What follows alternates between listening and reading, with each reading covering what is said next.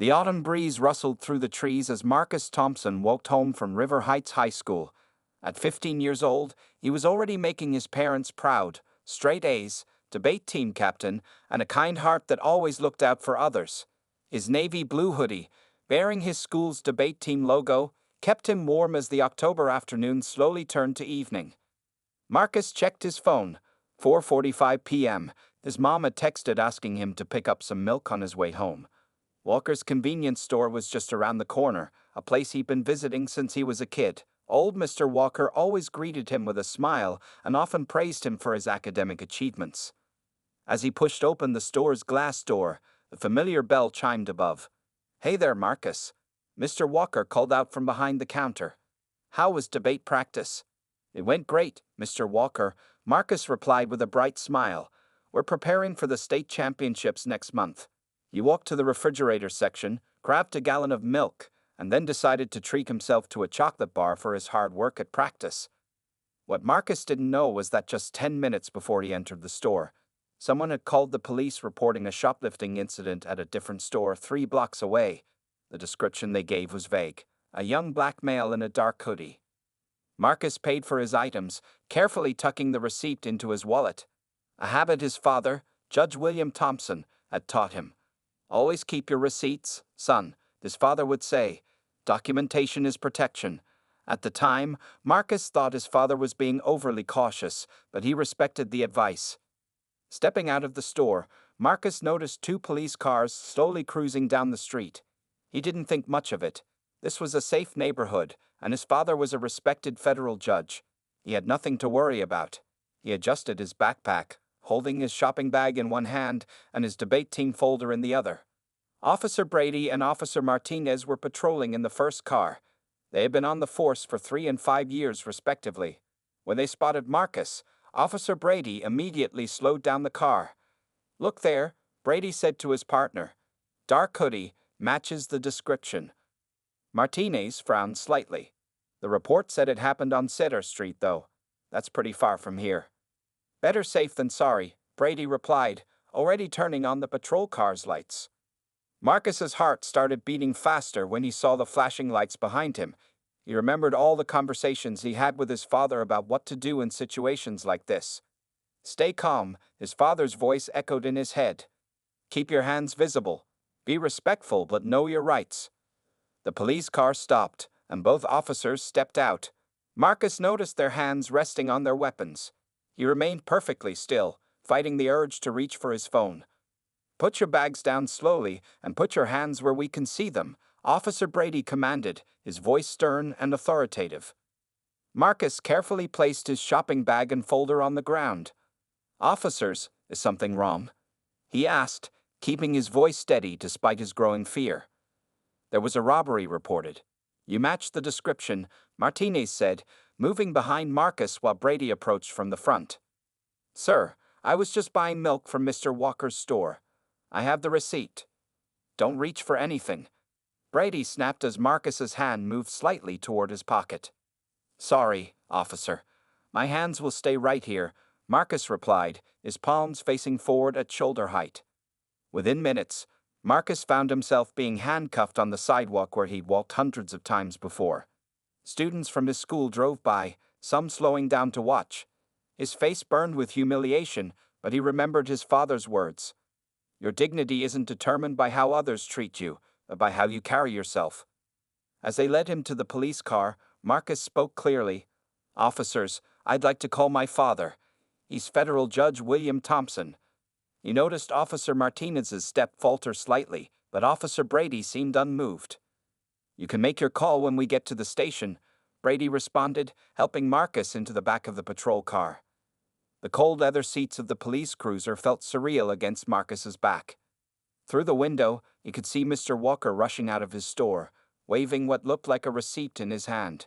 But the police car was already pulling away from the curb, taking Marcus away from his familiar neighborhood into a situation he'd only heard about in his father's cautionary tales. At the police station, Marcus Thompson sat on a cold metal chair in a small room.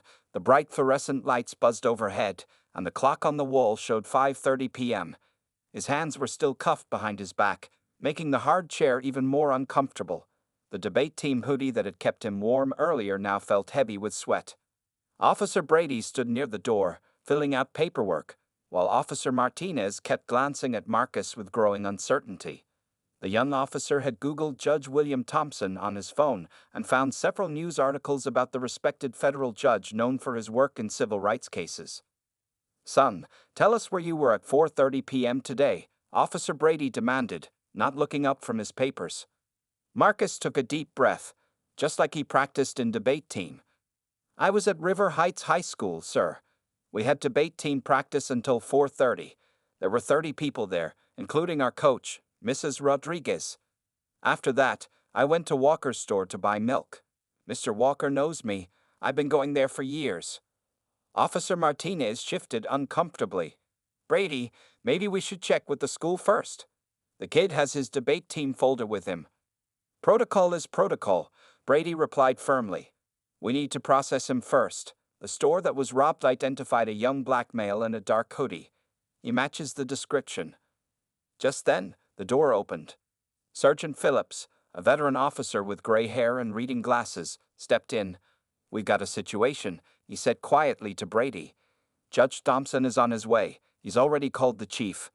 The color drained from Officer Brady's face.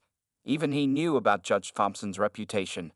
The judge had spent 20 years fighting against racial profiling before taking the bench. Now he was one of the most respected federal judges in the state. "Check his receipt," Martinez suggested quickly. "The one from Walker's store." Brady finally walked over to Marcus's backpack and found the receipt. The timestamp showed 4:47 p.m. The reported robbery had happened at 4:35 p.m., 3 blocks away in the opposite direction. "Sir," Marcus spoke up, his voice clear despite his fear, "my phone has the text from my mom asking me to buy milk. It also has pictures from debate practice today. May I show you?" Before anyone could answer, a commotion arose in the hallway. Heavy footsteps approached, and voices grew louder. Marcus recognized one of them immediately, his father's deep, authoritative voice that had commanded courtrooms for decades. The door swung open, and Judge William Thompson stood there in his judicial robes. He had come straight from court. His tall figure filled the doorway, and his eyes quickly found his son. Behind him stood Police Chief Roberts, looking very concerned. "Remove those handcuffs from my son immediately," Judge Thompson said. His voice was calm but carried the weight of authority that made everyone in the room straighten up. Officer Martinez quickly moved to unlock the handcuffs. As soon as Marcus was free, Judge Thompson walked over and placed a gentle hand on his shoulder. "Are you all right, son?" "Yes, Dad," Marcus replied, rubbing his wrists. "I followed everything you taught me." Judge Thompson nodded proudly, then turned to face the officers. "Now, I'd like to see the probable cause for arresting my son. I'd also like to review your body camera footage, the incident report, and hear your explanation for why you arrested a minor without contacting his parents immediately." Chief Roberts stepped forward. "Judge Thompson, I assure you this will be thoroughly investigated."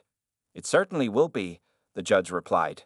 "But first, let me tell you where my son actually was at 4:30 p.m. He was giving a speech about constitutional rights at his debate team practice, witnessed by 3 teachers and 27 students. Ironic, isn't it?" Officer Brady stared at the floor, while Officer Martinez looked like he wanted to disappear. Sergeant Phillips removed his glasses and rubbed his eyes tiredly. "Dad," Marcus spoke up, surprising everyone. "Maybe instead of filing a complaint, we could use this to help make things better? Like those community workshops you always talk about." Judge Thompson looked at his son with pride and amazement. Even after being wrongly arrested and humiliated, Marcus was thinking about how to create positive change. In that moment, every adult in the room could see that this 15-year-old boy had more wisdom than all of them combined. The next morning, Judge Thompson sat in Chief Roberts' office. The large window behind the chief's desk showed the busy street below, where people walked about their normal day, unaware of the important meeting taking place above them. "I've reviewed all the evidence," Chief Roberts said, spreading several papers on his desk. Officer Brady and Officer Martinez clearly violated department policy. They had no reasonable cause to arrest Marcus. They didn't verify his identity, didn't check his receipt, and ignored clear evidence that he couldn't have committed the robbery. Judge Thompson nodded slowly. He was wearing a simple gray suit today instead of his judicial robes, but his presence was just as commanding. "I could file a major lawsuit," he said. "But my son had an interesting suggestion yesterday, and I'd like to discuss it." At that moment, there was a knock on the door. Marcus entered, still wearing his school clothes. He had come straight from his morning classes. Behind him walked Mr. Walker from the convenience store, carrying a USB drive with his store's security footage. "Thank you both for coming," Chief Roberts said, standing to offer them chairs. Mr. Walker, a kind-faced man in his 60s, had insisted on being part of this meeting. "I've known Marcus since he was knee-high," Mr. Walker said, placing the USB drive on the chief's desk. "This footage shows him in my store at the exact time of the reported robbery. He's one of my best customers, always polite, always keeping his receipt just like his father taught him." Marcus sat up straight in his chair. Even after yesterday's scary experience, he carried himself with dignity. "Chief Roberts," he said, "I've been thinking about what happened. At Debate Team, we learned that every problem is an opportunity to find a solution." The adults in the room turned to listen to the young man who showed such remarkable maturity after a traumatic experience. Instead of punishment or lawsuits, Marcus continued, "What if we created a program where police officers and teenagers from our community could actually talk to each other? Not just quick meetings, but real conversations about our experiences and fears." Judge Thompson smiled proudly at his son. Marcus suggested turning this incident into a learning opportunity. He's willing to share his story at police training sessions, and he has some ideas about building better relationships between law enforcement and young people. Chief Roberts leaned forward, interested. "What kind of ideas, Marcus?" "Well," Marcus said, gaining confidence, "what if Officers Brady and Martinez came to speak at our school? Not to defend what they did, but to talk honestly about their jobs, their fears, and what they learned from this mistake. And maybe students could share their stories too." Mr. Walker nodded enthusiastically. "I'd be happy to host these meetings at my store. Create a comfortable space where both sides can talk freely."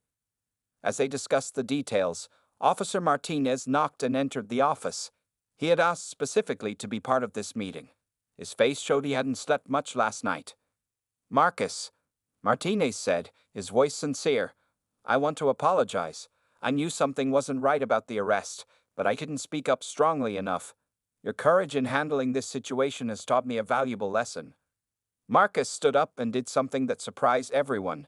He extended his hand to Officer Martinez. "Apology accepted," he said. "Would you be willing to help start this program with me?" Martinez shook Marcus's hand, visibly moved. "Yes, absolutely. And I think Officer Brady should be part of it too. He's been feeling terrible about what happened." Chief Roberts watched this exchange with growing hope. "Judge Thompson," he said, "your son is showing us a better way forward. Instead of letting this incident divide our community, he's finding a way to bring people together." "That's who he is," Judge Thompson replied proudly. "Even in Debate Team, he doesn't just try to win arguments, he looks for solutions that help everyone." The meeting continued as they planned what would soon become the Bridge the Gap program, a new initiative that would change how police officers and young people in their communities saw each other. Marcus's wrongful arrest, instead of ending in anger and lawsuits, was becoming the spark for real change. Mr. Walker summed it up perfectly. "Sometimes the worst moments can lead to the best solutions, if we're brave enough to learn from them." 2 weeks after the incident, River Heights High School's auditorium was packed. Students, teachers, police officers, and community members filled every seat. On stage sat Marcus Thompson, Officer Martinez, Officer Brady, and Chief Roberts. This was the first official meeting of the Bridge the Gap program. Principal Adams stepped up to the microphone. "Today, we're here to start an important conversation," she said. "What happened to Marcus Thompson could have ended with anger and division. Instead, thanks to his wisdom, we're turning it into something positive." Marcus walked to the microphone next. He no longer felt nervous speaking to crowds. His Debate Team experience had prepared him well. He wore his Debate Team hoodie on purpose, the same one he had worn the day of his arrest. 2 weeks ago, I was handcuffed and taken to a police station for something I didn't do," Marcus began. The auditorium was completely silent. "I was scared, but my father always taught me that change doesn't come from fighting hate with hate, It comes from understanding each other. In the front row, Judge Thompson and Marcus's mother, Dr. Sarah Thompson, watched their son with pride. Sarah, a well-known pediatrician, squeezed her husband's hand as they listened. Officer Brady stepped up next. His hands were shaking slightly as he took the microphone. "What I did that day was wrong," he said, his voice heavy with emotion. "I let assumptions and fear guide my actions instead of proper procedure and respect." He turned to look at Marcus. This young man showed more maturity and wisdom than I did. When I became a police officer, I promised to protect and serve everyone in this community. That day, I failed that promise. The audience listened intently as Officer Martinez shared his part of the story. "I knew something wasn't right, but I didn't speak up strongly enough," he admitted. Sometimes doing the right thing means having the courage to question your fellow officers. Chief Roberts then announced new changes in the police department. Starting next week, all our officers will participate in additional training. Marcus and Judge Thompson will help lead some of these sessions. We're also creating a youth advisory council, and Marcus has agreed to be its first chairperson. Mr. Walker, sitting in the audience, stood up to share something. "My store will host monthly meetings where officers and young people can talk in a relaxed setting. Free sodas for everyone who comes." This brought smiles and light laughter to the serious meeting. Then something unexpected happened. A young officer in the audience raised his hand. "I have a confession," he said when given the microphone. "Last year, I almost made the same mistake Officer Brady did. I stopped a young black teenager just because he looked suspicious. Nothing happened that time, but listening to Marcus today made me realize I need to do better." More people started sharing their stories, both good and bad experiences with police, fears, and hopes for change. What was planned as a 1-hour meeting stretched to almost 3 hours. Near the end, Marcus's debate team coach, Mrs. Rodriguez, stood up. "Marcus has taught us all something important," she said. "In debate, we learn that the goal isn't just to win an argument. It's to find the truth and make things better. He's doing exactly that." As the meeting ended, people didn't rush to leave. Students gathered around police officers, asking questions and sharing their thoughts. Officers were writing down suggestions and exchanging contact information with community members. Outside the auditorium, a local news reporter interviewed Marcus. "What do you hope will come from all this?" she asked. Marcus thought for a moment before answering. "I hope that the next time a police officer sees a young person in a hoodie, they'll remember this meeting. And I hope the next time a young person sees a police officer, they'll remember that change is possible when we work together." Officer Brady, who had been listening nearby, walked over to Marcus. "I've signed up for extra community service hours," he said. "Would you help me run a basketball program for middle school kids? Maybe if they get to know police officers when they're young, they won't have to feel afraid like you did." Marcus smiled and nodded. His wrongful arrest was becoming more than just a scary memory. It was becoming the start of real change in his community. As he watched people leaving the auditorium still deep in conversation, he knew this was just the beginning. 1 month after the first Bridge the Gap meeting, Walker's convenience store looked very different on Wednesday evenings. Mr. Walker had rearranged his store, creating a comfortable meeting space with folding chairs and tables in the back area. Tonight, the store was filled with the smell of fresh pizza and the sound of honest conversations. Officer Brady sat with a group of teenagers, including Marcus, sharing stories over slices of pepperoni pizza. The officer looked more relaxed than anyone had ever seen him. His police uniform didn't seem as intimidating anymore, especially with a bit of pizza sauce on his collar. "You know what scared me the most as a new officer?" Brady was saying. "Making a mistake that could hurt an innocent person. And then I did exactly that to Marcus." He shook his head. "But instead of hating me, this young man taught me how to be a better officer." Marcus was listening while helping younger students with their homework, something he did every Wednesday now. The Bridge the Gap program had grown to include tutoring sessions where police officers and high school students helped middle school kids with their studies. Officer Brady, a 12-year-old named Tommy, spoke up. "Before this program, I used to run away whenever I saw police. Now I know you're just regular people trying to do your job." The door chimed as Chief Roberts entered with exciting news. "Marcus, your program is getting attention. 3 other police departments from nearby cities want to start similar programs. They're asking if you can help them set it up." Marcus looked surprised. He hadn't expected the program to spread beyond their community. Judge Thompson, who had stopped by after court, smiled proudly at his son. "That's not all," the chief continued. "The State Police Academy wants to make your story and this program part of their regular training for new officers. They think it could help prevent similar incidents across the state." Officer Martinez, who was helping a girl with her math homework, called out, "Tell them about the statistics, Chief." Chief Roberts nodded enthusiastically. In just 1 month, complaints against officers have dropped by 40%, and more young people are coming to us when they need help instead of avoiding police contact. Mr. Walker joined the conversation, bringing more sodas for everyone. "My store has never been more alive," he said happily. "Yesterday, I saw Officer Martinez teaching a group of kids how to play chess. Who would have thought?" Just then, a new face entered the store. Officer James Wilson from the neighboring city's police department. He looked around with interest. "I heard about what you're doing here," Officer Wilson said, addressing Marcus. "We had a similar incident in our city last week. Instead of letting it turn into a lawsuit, I told our chief about your program. Would you be willing to help us start something similar?" Marcus looked at Officer Brady, who nodded encouragingly. "We could visit your department," Marcus suggested. "Maybe bring some of our success stories with us." "I'm in," Brady said immediately. "I can share what not to do and how to fix it when you make mistakes." Tommy raised his hand excitedly. "Can I come too? I want to tell them how I got an A in math because police officers helped me study." The room filled with laughter, but it was the kind of laughter that brought people closer together. Dr. Sarah Thompson, who had arrived with snacks for everyone, watched the scene with tears in her eyes. "When they arrested you," she said quietly to Marcus, "it was every mother's nightmare. But look what you've created from that horrible moment." Marcus looked around the store.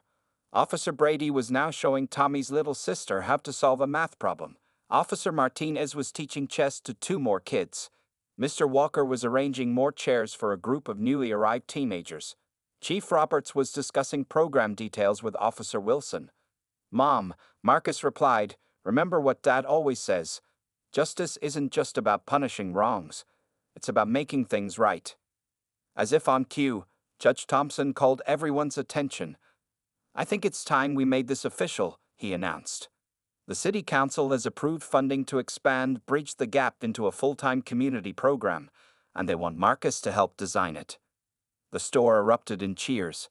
What had started as a wrongful arrest was now changing lives across the community, one conversation at a time. 3 months after the incident that started everything, Marcus Thompson stood nervously backstage at the National Youth Leadership Conference in Washington, D.C. He was about to give the biggest speech of his life, even bigger than any debate competition he'd ever been in. Officer Brady and Officer Martinez sat in the audience, both wearing their dress uniforms. They had flown in specially for this event. Next to them sat Mr. Walker, who had closed his store for the first time in 15 years to be here. Judge Thompson and Dr. Sarah Thompson were in the front row, holding hands just like they did at Marcus's first debate competition. And now, the conference host announced, "Please welcome our keynote speaker, Marcus Thompson, the 15-year-old founder of the Bridge the Gap program that's changing police-community relationships across America." Marcus walked onto the stage, wearing a new suit his parents had bought for this occasion. The audience of over 1,000 people included police chiefs, community leaders, and young activists from all 50 states. 3 months ago, Marcus began, his voice clear and strong. "I was wrongfully arrested while walking home from debate practice. I was scared. I was angry. But my father taught me something important. When something bad happens, you have 2 choices. You can let it break you, or you can use it to break down barriers." The room was completely silent as Marcus continued his story. He talked about that first meeting in his school auditorium, the Wednesday sessions at Walker's store, and how the program had spread to 12 other cities in just 3 months. But the real heroes of this story, Marcus said, are sitting right there. He pointed to Officers Brady and Martinez. These officers could have denied their mistakes. Instead, they chose to learn from them. Officer Brady now runs our youth basketball program. Officer Martinez teaches chess to middle school students. They turned their mistake into a mission to make things better. Both officers stood up as the audience applauded. Officer Brady was trying to hide the tears in his eyes, but everyone could see them. Marcus then shared some surprising numbers. In cities that have adopted our program, complaints against police have dropped by 50%. Youth participation in community programs has increased by 200%, and most importantly, trust is being rebuilt, one conversation at a time. He pulled out a familiar navy blue hoodie, the same one he wore the day he was arrested. This hoodie could have become a symbol of fear and division. Instead, it's become a symbol of change. We've created special hoodies like this for our program. One side says Policy, and the other side says Community, because we're all on the same side. The audience erupted in applause as Marcus held up the new hoodie. Chief Roberts, who was sitting with other police chiefs, nodded approvingly. They had already ordered these hoodies for their entire department. After the speech, something unexpected happened.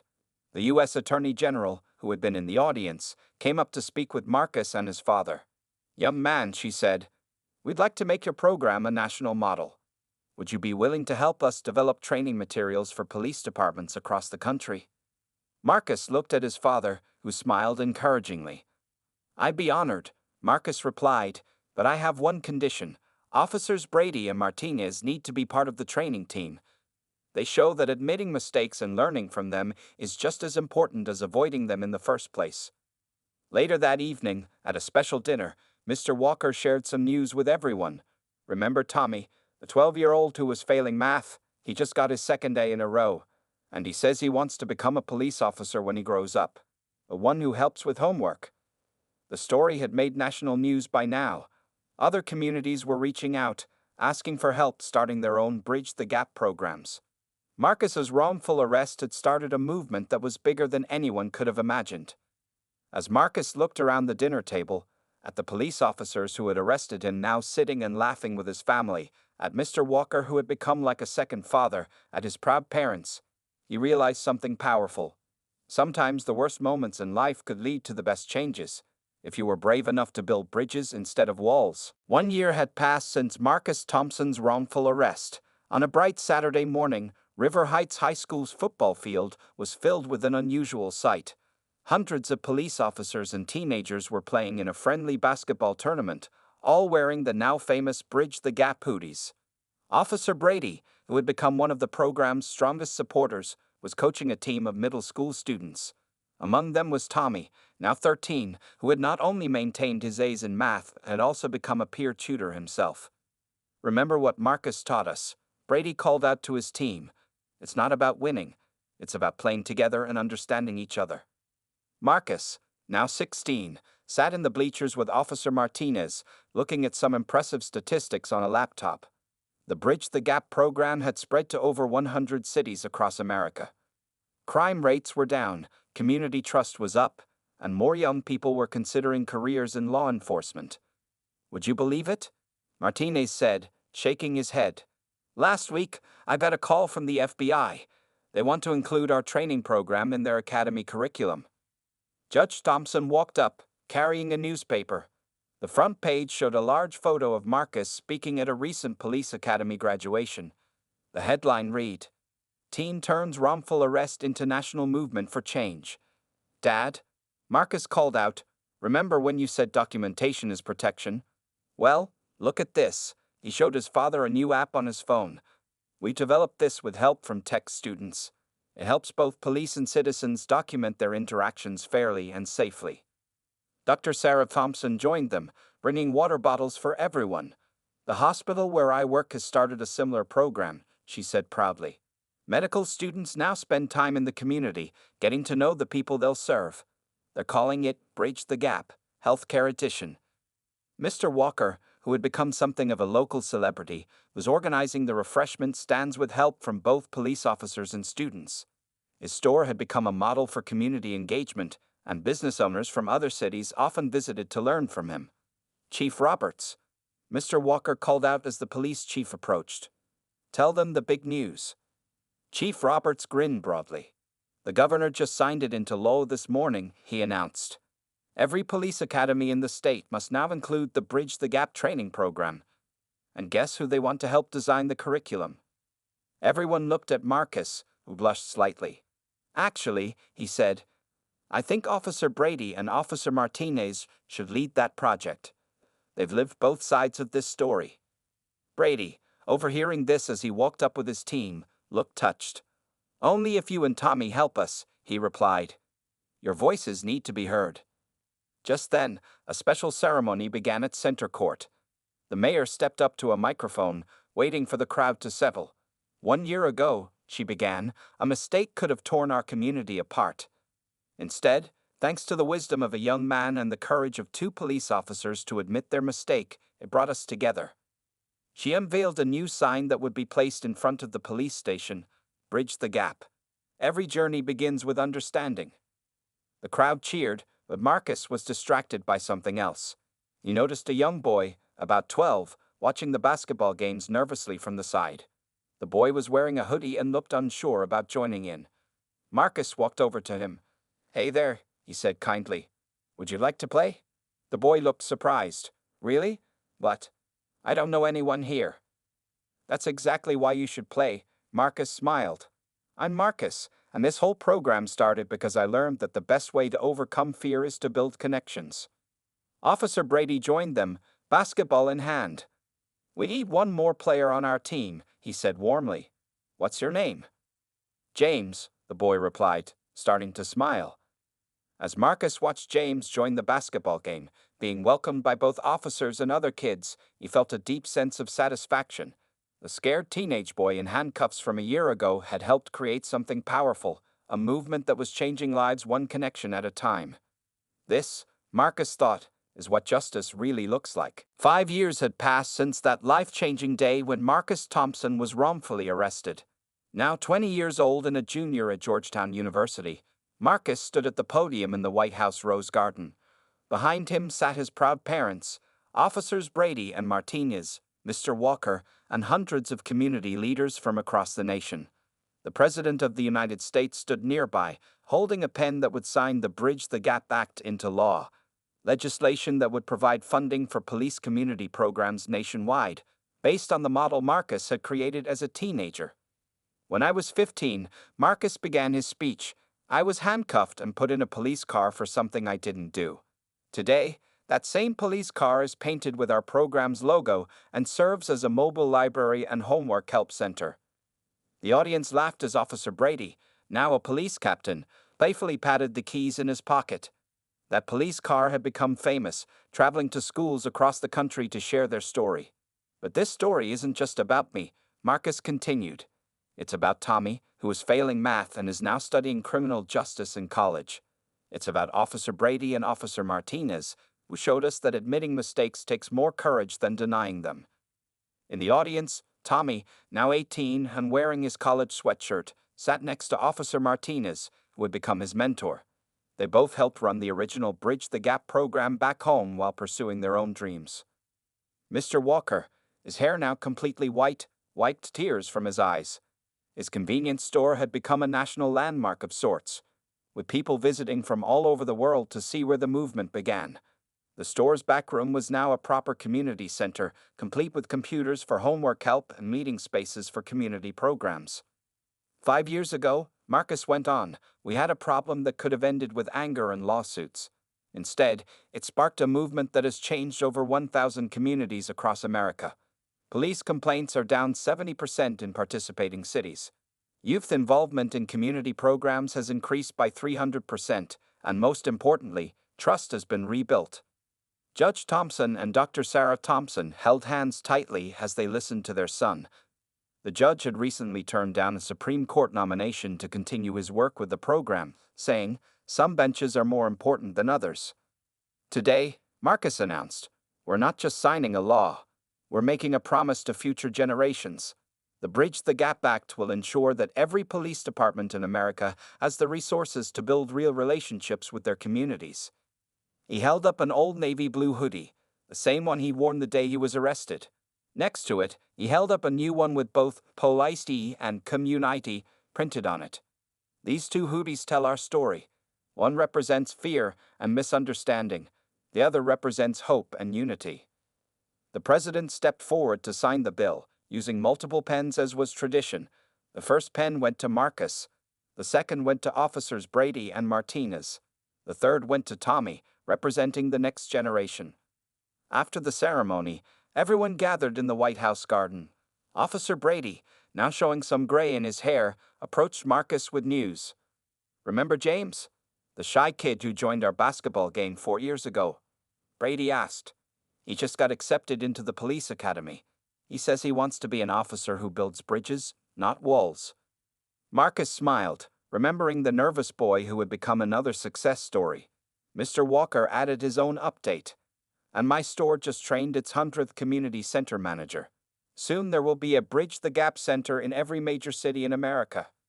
As the celebration continued, Dr. Thompson pulled her son aside. "When you were arrested that day," she said softly, "I was terrified for you. I never imagined it would lead to this." Marcus hugged his mother tightly. "Mom, remember what Dad always says? Sometimes the worst moments can lead to the best changes." Looking around the garden, Marcus saw police officers and community members talking, laughing, and sharing stories. He saw Tommy showing the president his college acceptance letter. He saw officers Brady and Martinez discussing training programs with police chiefs from across the country. What had started with a wrongful arrest had become a movement that was changing the nation, one conversation at a time. And it wasn't just about police and community relations anymore. It was about showing the world that any challenge, any mistake, any moment of fear could be transformed into an opportunity for understanding and growth. As the sun set over the White House, Marcus knew that this wasn't the end of the story. It was just the beginning of a new chapter.